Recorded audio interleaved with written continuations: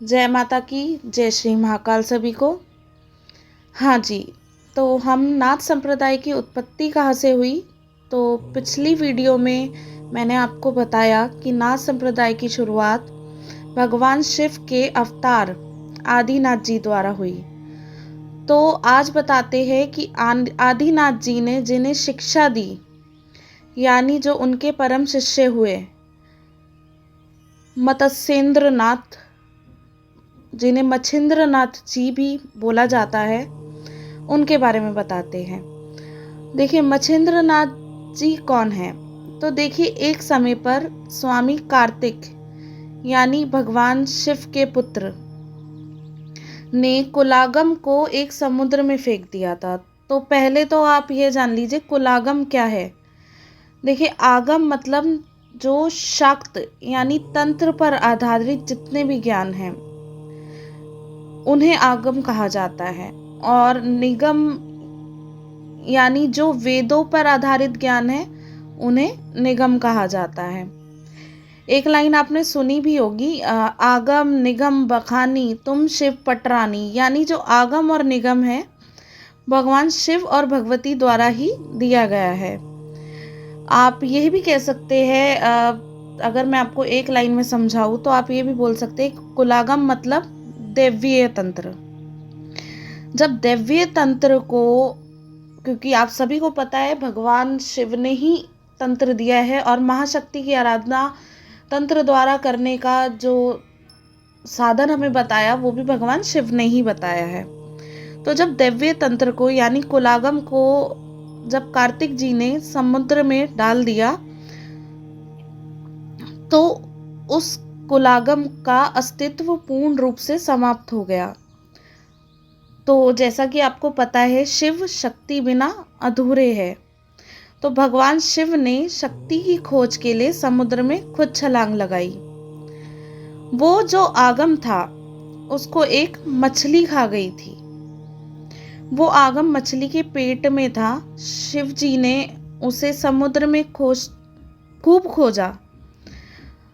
जब खोजने के बाद भगवान शिव को मछली के पेट में प्रकाश रूप में कुछ चमकता हुआ दिखा तो वह आगम थे। जब भगवान शिव ने मछली के पेट से निकाला तो जो रूप आगम का निकला तो वो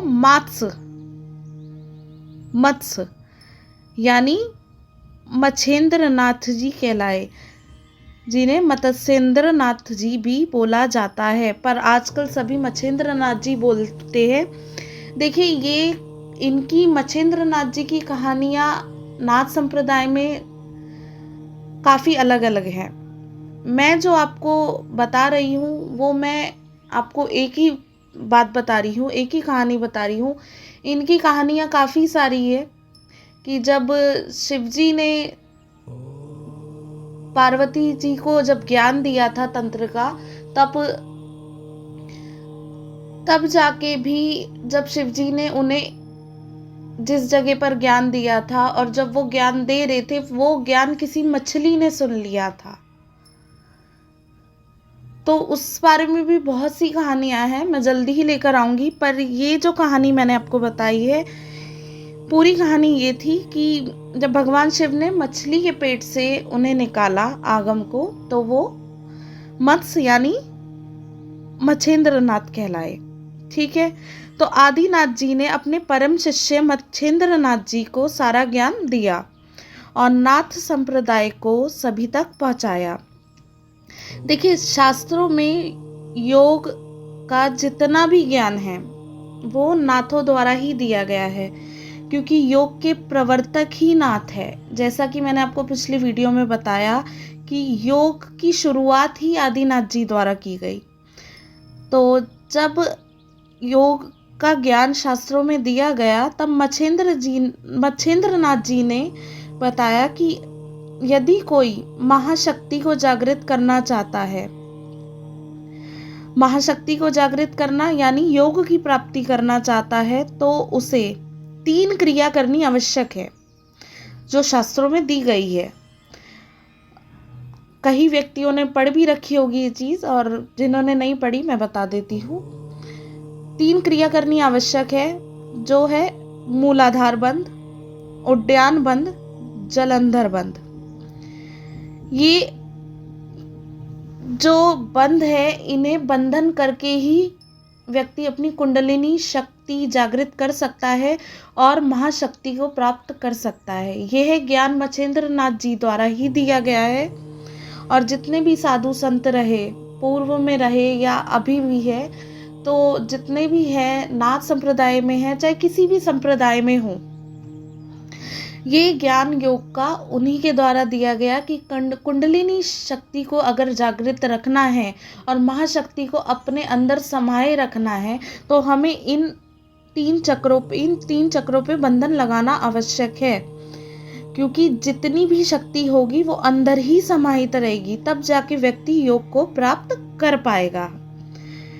ऐसी ही मच्छिंद्र नाथ जी ने शास्त्रों में काफ़ी अन्य ज्ञान सभी तक पहुंचाया है, जिससे हम शक्ति को प्राप्त कर सके।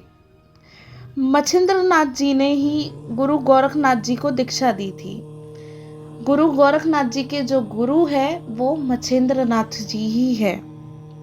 गोरखनाथ जी के जो गुरु हुए वो मच्छिंद्र नाथ जी हुए और नाथ संप्रदाय का ज्ञान जगह जगह पहुंचाया गया। ऐसे ही नाथ जुड़ते रहे नाथ संप्रदाय में और उनका ज्ञान, नाथ संप्रदाय का जो ज्ञान है वो नाथों तक पहुंचाएगा। और ऐसे ही आगे नाथ जुड़ते रहे और आज भी नाथ संप्रदाय जारी है।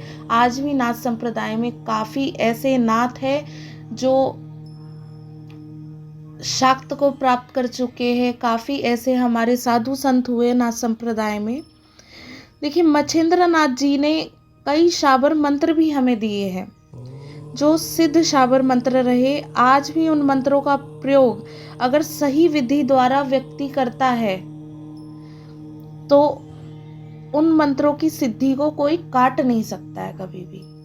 तो मच्छिंद्र नाथ जी ने हमें बहुत कुछ दिया। और मैं अब आपको अगले जो विषय में बताऊंगी वो गोरखनाथ जी के बारे में बताऊंगी कि गोरखनाथ जी ने नाथ संप्रदाय में कैसे हमें नाथ संप्रदाय के बारे में बताया। क्योंकि ये जो सारी बातें मैं आपको बता रही हूँ नाथ संप्रदाय के बारे में बता रही हूँ और एक बहुत सरल भाषा में बता रही हूँ। देखो, कहानी कथाओं में तो हर कोई पढ़ लेता है, पर एक सरल भाषा में मैं आपको बता रही हूँ तो आपको अच्छा लगेगा जानकर। क्योंकि जो भी नाथ संप्रदाय से जुड़े हुए व्यक्ति हैं उन्हें इन बातों का जानना ज़रूरी है कि हमारे नाथ संप्रदाय में काफ़ी ऐसे संत रहे हैं, ऐसे विद्वान रहे हैं, ऐसे महान व्यक्ति रहे, ऐसे जो शिव के ही अवतार है। अगर नाथ संप्रदाय शुरू हुआ है वो शिव के ही अवतार द्वारा शुरू हुआ है। तो ये जानना आप सभी के लिए बहुत ज़रूरी है। और मिलते हैं आपसे अगली वीडियो में। जय माता की, जय श्री महाकाल सभी को।